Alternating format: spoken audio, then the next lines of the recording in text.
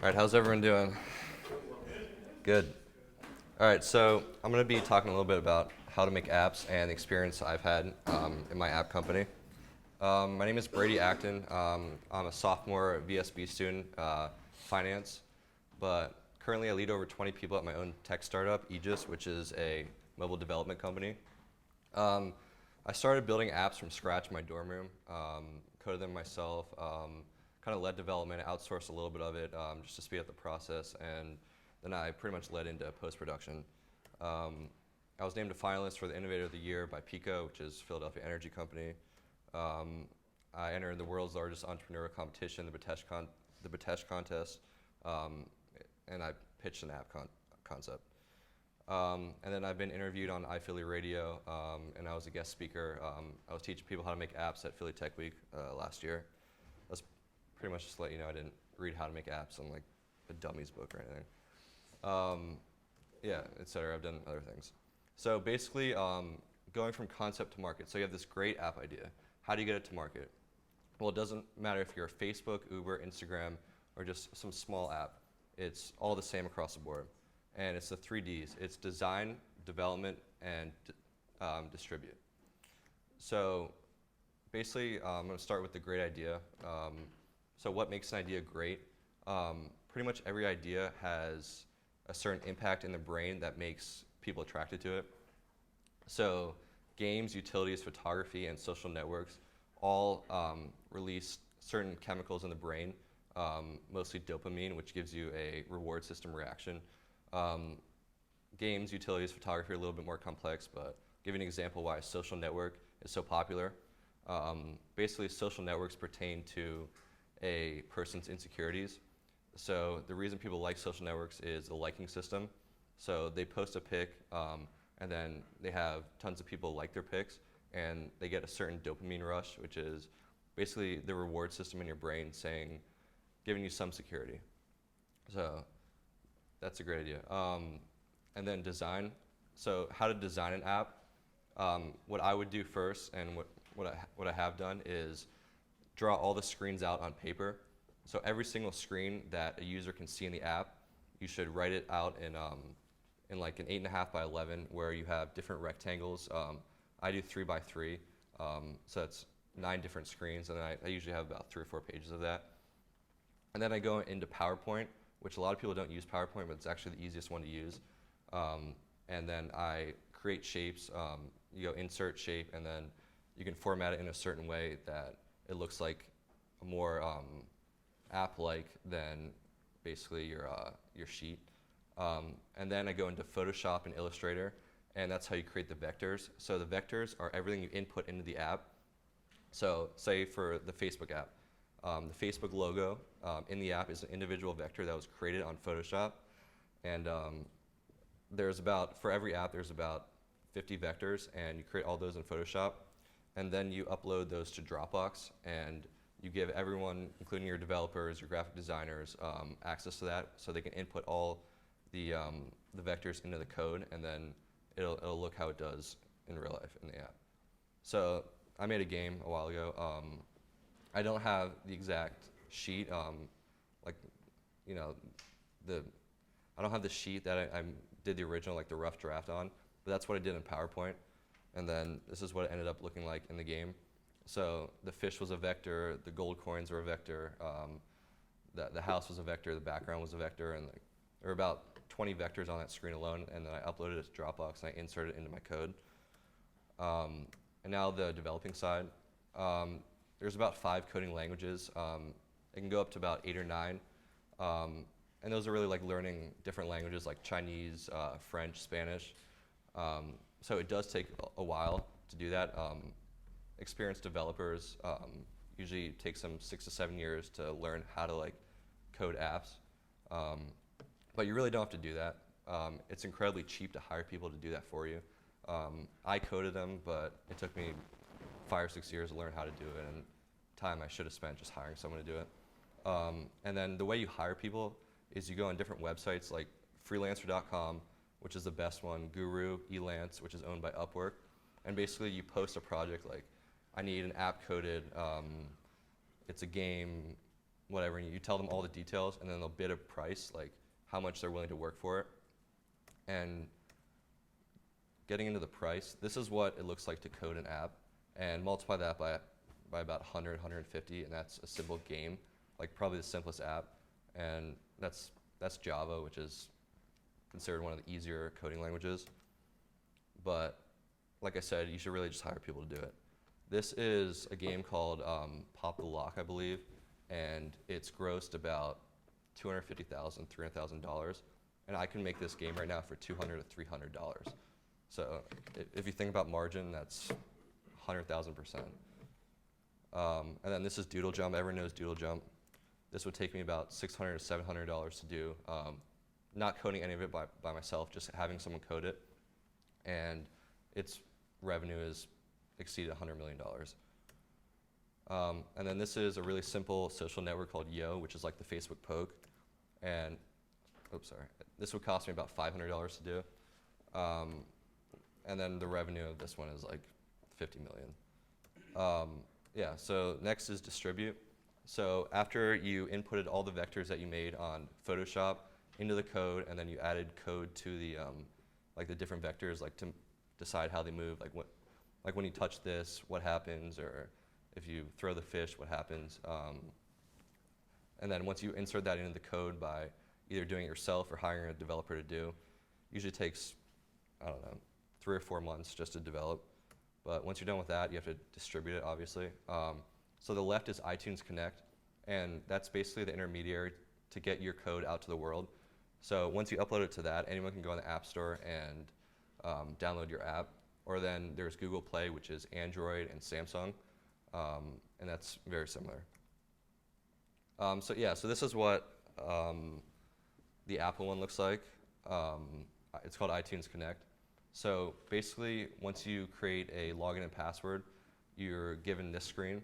And before you go ahead and do anything, you have to go down to Agreements, Tax, and Banking, and you have to sign up as an individual. And then you have to give all your tax information. So any money you make, you have to give back to the government and to Apple. So before you can do that, you have to do that. And then you go to Users and Roles, and anyone involved in the app has to, their name has to be put up there for tax reasons. And then once you are done with that, you go to My Apps. And that's an app I made a while ago. So this is what a finished app would look like. But if it weren't finished, you'd be directed to this page, which you get this screen on the left, which is prepare for submission, ready for sale. And under that is where you upload all the information, like the description you see on the App Store, and then, I don't know, different keywords on the right, your screenshots that you make in Photoshop with the vectors. And then basically after you do that, you scroll down and there's something called upload build. And this is something you have to do as either a developer or hire a developer to do.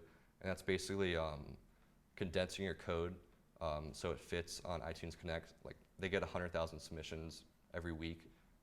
If the app sizes were huge, they wouldn't be able to do it. So yeah, so you have to condense the code, and then it's on the App Store. It takes about 7 days to be reviewed and then approved to be on the App Store. And then monetization, that's pretty much how your app makes money. There's 2 different ways. There's in-app purchase, which pretty much everyone's familiar with in-app purchase if you played any games. There's consumable and non-consumable. Consumable would be, I don't know, say for example, ammunition in a shooting game. Non-consumable would be something that you only have to purchase once, and that would be like unlocking a level.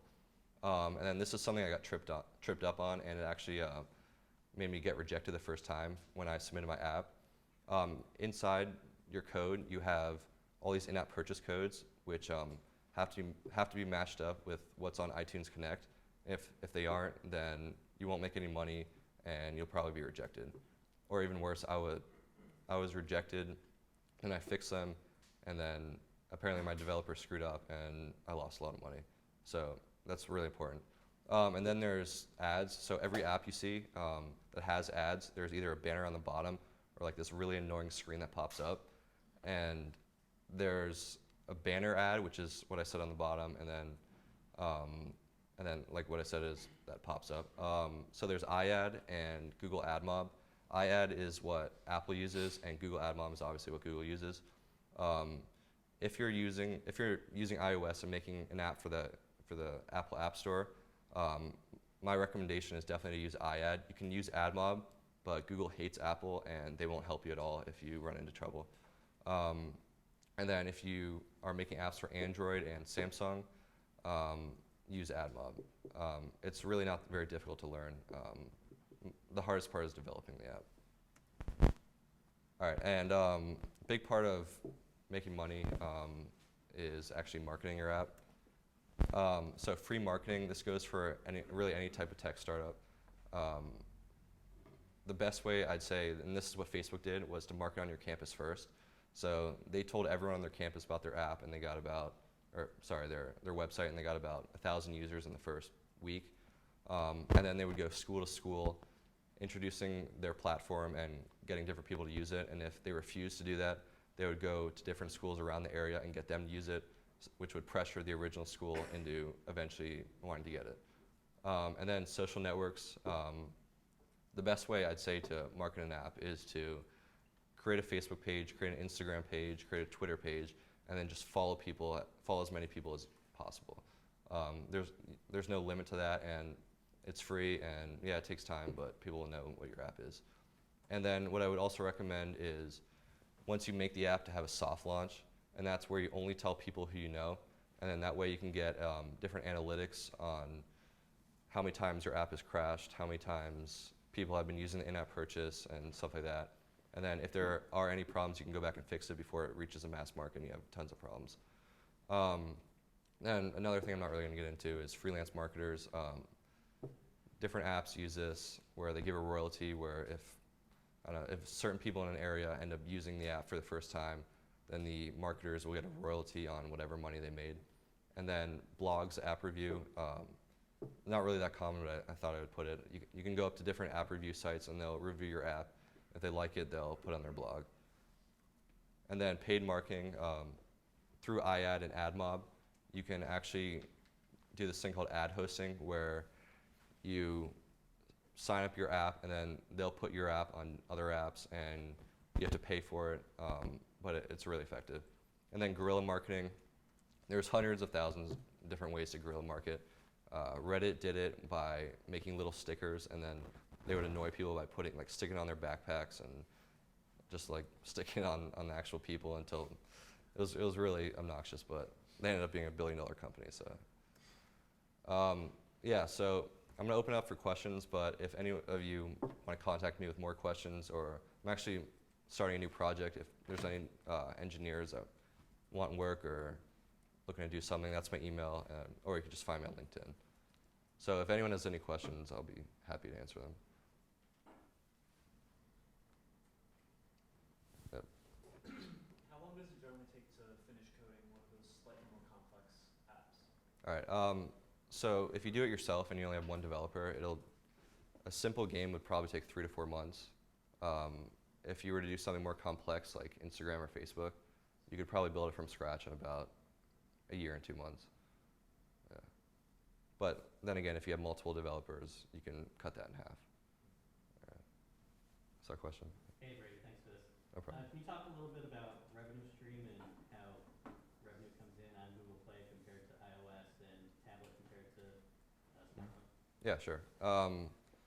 So basically the way AdMob and iAd are set up is there's something called impressions, and then there's different other metrics that they use. So basically if they click on the ad, that's how you get the most amount of money, and that's about 13 cents a user. It varies depending on what Apple is implementing or Google is implementing. If someone just sees the ad on the bottom of the screen, it's about 1 to 3 cents. So most of your revenue as far as ads comes if they actually click on it. But the big apps, the ones that have huge revenues, they have unbelievable in-app purchases. Yeah, so what's that one game? Boom Beach. Anyone ever heard of Boom Beach? Yeah, so they have consumable apps or consumable in-app purchases where you buy different resources and ammunition, and basically 90% of their revenue stream comes just from that. They do have ads, but I don't know. I think they grossed about $150 million last year. So about 130 million came from in-app purchases. So, anyone else? Question? Can you use an app with like location services? Have I built one? Yeah. Not yet, no. I was wondering if that was like more difficult. 'Cause it's More difficult, I wouldn't say more difficult, I would say more time consuming. okay. Just because if an app depends on GPS and location services and it's wrong, then your app's pretty bad. So you have to spend extra time like looking over the code and making sure it's perfect. So, anyone else? Was it difficult to communicate exactly what you wanted to your developer? Yeah, that actually, that's a good point. So basically when you're talking to a developer and you have this vision, it's really hard for him to stick onto that vision. And the best way to do that, I would say, is create a PDF with all the screens you have inside the app, and then with different descriptions, what you want each thing to do. And then he'll be able to read it, and if there's a problem, then you can go back and fix it. So PDFs are definitely helpful. Anything else? Frankie, you have a question? No? All right. Did you make your app free as well as ad-based, ad-supported? I mean, paid and ad-supported? I believe in making every app you make free. You'll get, it's even statistically proven that you'll get about 7 times more downloads. Ad-supported free? Yeah, ad-supported free, if it's free to download. Like, the users don't pay anything by implementing ads in your app. Mm-hmm. But if you charge $199, $299, every single tier you go up, you get less downloads. So I would definitely recommend making it free. Yep. How many apps do you have live right now? I saw you had the one FishFeast, Yeah. but is everything else in development? Everything else is in development. I'm working on 2 right now, and I just finished a game, and that's the one you saw, FishFeast. Are they all in Java, or do you use like different languages? I use different languages. Objective-C is probably, that's the best one, especially for Apple. What can you tell us about your company, Aegis? My company what? What can you tell us about your company? My company, it's actually a pretty interesting story. I have 2 partners, both serial entrepreneurs. One's 29 and his brother's 31. The 31-year-old was my freshman high school baseball coach. So I played baseball at Villanova, so I've been talking to him over the years, and we just pitch ideas back and forth, and he's more of the business type where he can handle all the scaling, the financing, the incorporating, and I'm more of the development, techie kind of guy. And the other one is more of like a marketing kind of guy. So us 3 started, and then we added a few graphic designers, about 6 outsourced developers to touch up some of the mechanics, and then we have about a marketing team of about 10 to 15 people. So. Yep. How much did it cost for you to make that fish game? Let's see. I had 3 versions. The first version, well, my initial vision was completely different than what it turned out to be. The mechanics were completely different. Yeah, basically the vision was different. So I pretty much had to redo everything. If I were to do it again with just one version, it would cost me about $600, but it came out to about 2,000, just because we messed up, and yeah, so about 2,000. And both costs like vary based on how sophisticated the app is. Yeah, so different features cost a different amount of money. So to implement an ad, a developer would charge about $100. I had about 40 levels. Each level cost about $50. So if I would cut that in half, obviously it would be 50% of the original price. But that's everything you can negotiate with a developer. So, yep. What could you have done to cut costs? To cut costs, I'd say the biggest thing I regret is changing my vision. The best apps are the ones that do what they plan to do since the beginning. So by having 3 updates, I pretty much tripled my costs. And then I try to cut costs as much as possible by coding about 90% of it, and then I outsource the other 10%. But yeah, just follow through with what you initially planned, even if you don't like it. I would say follow through with that. Anyone else? What do you use for all your code changes in FishFeast? Do you use like Git repository or? Usually I leave that up to the developer. I hate doing that, so Yeah. it sucks. I don't know what he does or what he uses. Yep. What do you do for funding for your company? Like, I know you said how you know pull freelancers for development stuff. What about like graphic designers and how they all get paid and everything? Sure. So I got really lucky. My graphic designer was friends with one of my business partners. They grew up together, and my business partner gave him a TV because he was moving. So he was like, "Yeah, I'll design your app if you want me to." But as far as financing, pretty much all of it was in-house. I saved my money all throughout high school, and then I bet pretty much 100% of it on the stock market, and I think I beat the market by like 25%. So I had enough money to pretty much fund most of it. And then what came after that was my business partner's pipeline. He's been employed for over 10 years, and we didn't raise any outside capital, if that's what you're asking. Yeah.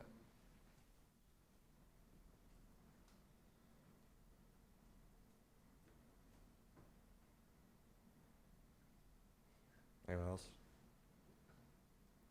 Do you use a lot of the built-in APIs that iOS and Android provide, or is it all strictly just your own code? It's pretty much all my own code, just so I can familiarize myself with what I'm doing. I'll use some APIs, but Like if you wanted to tap into the Game Center thing, is that relatively easy to do? yeah, it's really easy.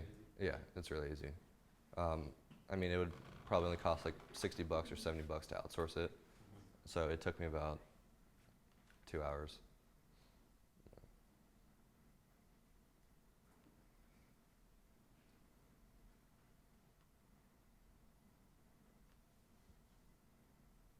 Anyone else? Trina? Yeah, thanks, dude. Yep.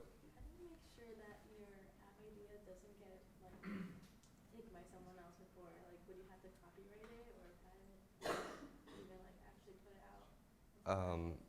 Well, intellectual property, IP, it really can't be copyrighted. You pretty much have to have a product, but as far as apps, you can't really copyright apps. So I would say the best thing to do to protect your idea is, if you're speaking with investors or other entrepreneurs, have a non-disclosure agreement and a non-compete agreement. But if your idea were to slip out there and someone would take it, then you have no grounds to sue. You have grounds, but you won't win. And that's just through pretty much history. Intellectual property it hasn't stood in the last 10 years. So yeah, I would say just don't tell people. Yep. How much of your revenue do you think has come from keyword optimization on the App Store? I haven't looked too much in the analytics. You're given about 32 keywords. So just so everyone that doesn't know what that means, so every time you type in search, like games or feast or fish, whatever, my app will come up. It varies depending on the app. So for me, my guess is probably 60 or 70% of revenue, just because we haven't done much marketing. We just got past the soft launch. So.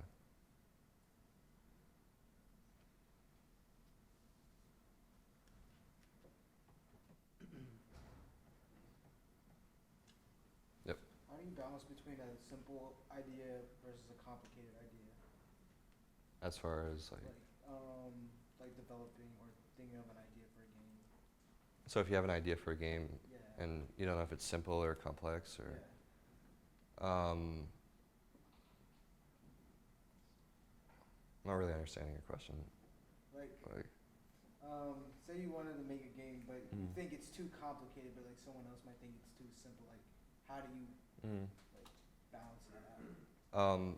My recommendation would be if you think it's simple, either do it yourself or find someone in computer science that can do it. If it's complicated, I would say outsource it. Even outsourcing a game is really not that expensive. That's pretty much it. Okay. Hmm. Is your app only on the Apple Store? It is right now, yeah. Hmm. What do you think is next beyond apps? For me, or just in general? In general, Like, where's the market moving? yeah. I would say driverless cars, honestly. Uber's doing it, Google's doing it, Apple's doing it. I can't remember the other one that's doing it. But yeah, I mean, yeah, driverless cars.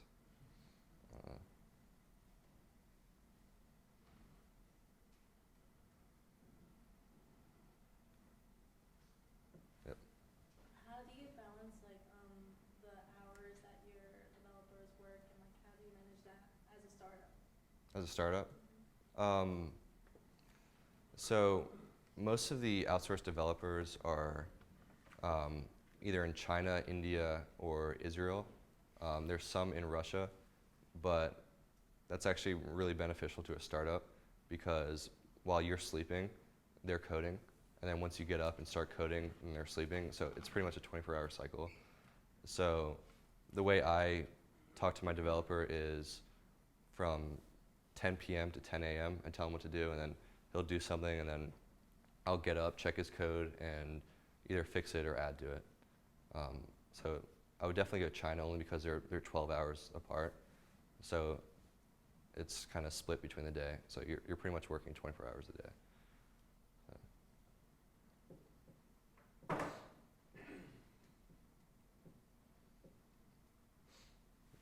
you found it difficult to balance your business and school? Yeah, really hard. That's pretty much why I outsourced as much as I did.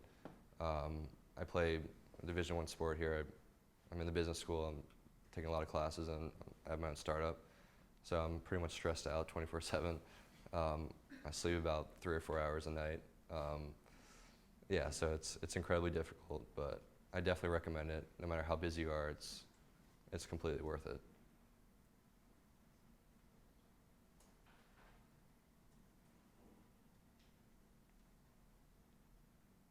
Yep. Should we download your app right now? I think you should. FishFeast 3D on the App Store. Yeah.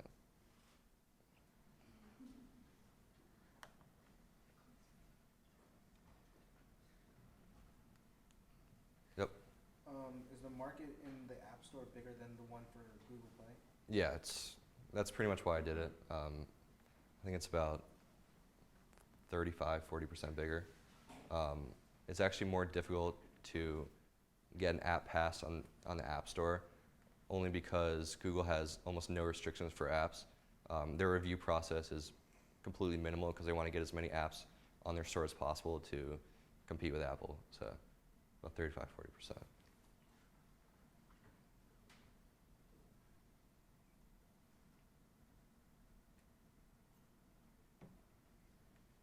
We good?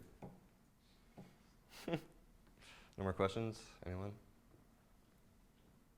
Right. If you forgot to ask something, that's my email. Great having me. It was awesome. Thank you.